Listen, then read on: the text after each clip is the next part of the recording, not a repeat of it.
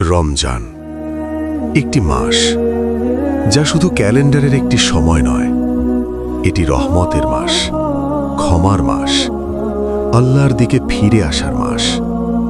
কিন্তু একটি অদ্ভুত বিষয় আছে। রমজান যখন শুরু হয়, মানুষ আনন্দিত হয়, আর যখন রমজান শেষ হয়ে যায়, অনেক মানুষ কাঁদে। কেন কেন একজন মুমিনের হৃদয় ভারী হয়ে যায় যখন রমজান বিদায় নেয়? কারণ রমজান এমন একটি সময় যখন একজন মানুষ আল্লাহর সবচেয়ে কাছাকাছি চলে যায়। এই মাসে কুরআন নাজিল হয়েছে। আল্লাহ বলেন, রমজান মাস যে মাসে কুরআন নাজিল করা হয়েছে মানুষের জন্য হিদায়াত হিসেবে। এই মাসে মানুষ কুরআনের সাথে নতুন করে সম্পর্ক গড়ে তোলে। মসজিদগুলো ভরে যায়। রাতের তারাবির নামাজে মানুষ দাঁড়িয়ে থাকে দীর্ঘ সময়। সেজদায় পড়ে মানুষ কাঁদে, দোয়া করে, ক্ষমা চায়।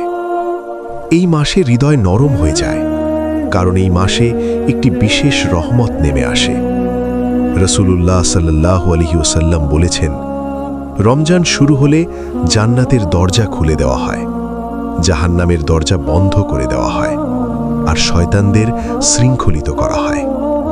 ভাবুন, পুরো একটি মাস আল্লাহ আমাদের জন্য পথ সহজ করে দেন। গুনাহ থেকে দূরে থাকার পথ, ইবাদতের পথ, তওবার পথ। এই কারণেই রমজান একজন মুমিনের জীবনে একটি বিশেষ সময় হয়ে ওঠে। এই মাসে অনেক মানুষ তাদের জীবনে পরিবর্তন আনে। যে মানুষ আগে নামাজ পড়ত না, সে নামাজ শুরু করে। যে কুরআন পড়ত না, সে কুরআন পড়তে শুরু করে। যে গুনাহ করত, সে তওবা করে। রমজান যেন একটি নতুন শুরু, একটি নতুন জীবন।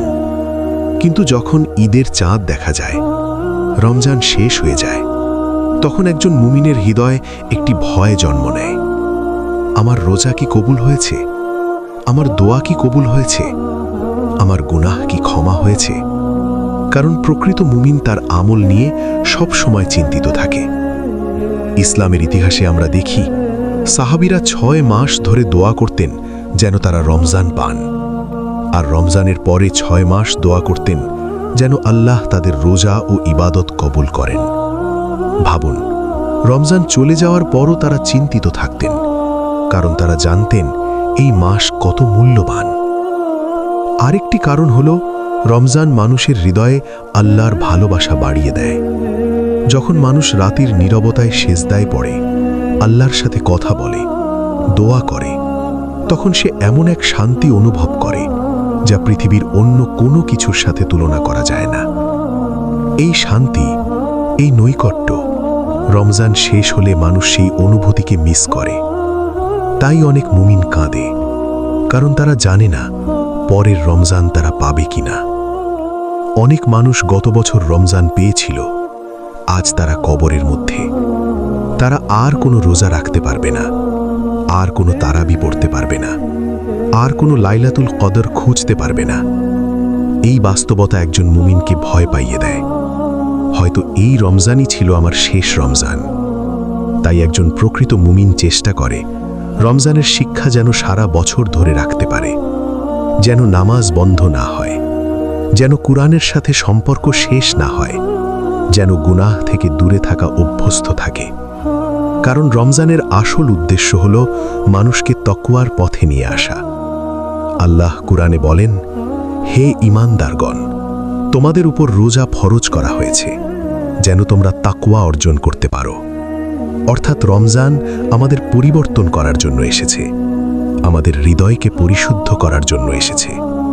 তাই যখন রমজান চলে যায়, একজন মুমিনের হৃদয় কাঁদে, কারণ সে জানে একটি অমূল্য সময় শেষ হয়ে গেছে।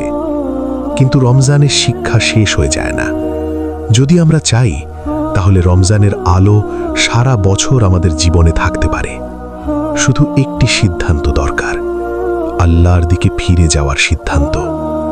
হে আল্লাহ, আমাদের রোজা কবুল করুন, আমাদের দোয়া কবুল করুন, এবং আমাদেরকে সেই বান্দাদের অন্তর্ভুক্ত করুন যারা রমজানের শিক্ষা সারা জীবন ধরে রাখতে পারে। আমিন।